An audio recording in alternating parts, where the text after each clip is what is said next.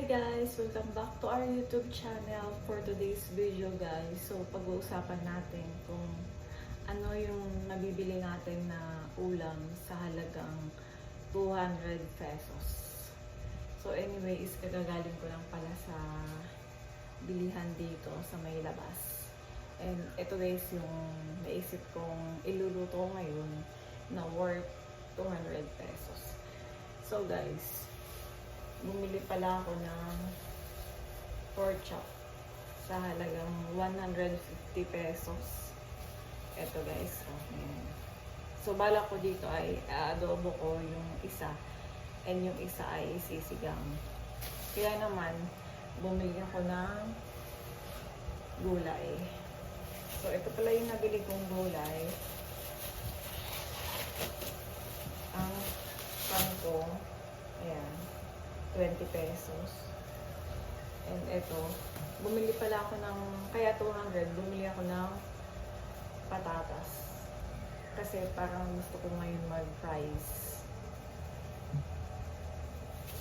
May merienda ka na, may ulam ka pa, diba? So, and kamatis, tsaka ito yung sili. So, yung case, mabibili nyo sa halagang 200 pesos. Sa ngayon. So, napakamahal talaga ngayon ng bilihin. Kaya, kailangan talaga ay magaling tayo sa budgeting strategies. Kaya nga sinasabi ko dapat lahat may skills sa pagbabudget, diba? So, tayo bilang mga may bahay ay kailangan alam natin yung mga gastusin sa bahay, kung paano i-budget. Kasi yung worth 1K ngayon, parang barya na lang, diba? Hindi katulad noon na sobrang laking halaga ng ganong pera. So, kailangan talaga is alam natin yung mga strategies kung paano magbabudget. So, kasi kaya medyo tipid kami ngayon dahil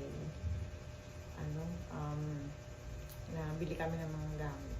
So, paggabi nga ay bumili kami ng electric fan kasi sobrang init ngayon. Mamaya guys, i-vlog ko.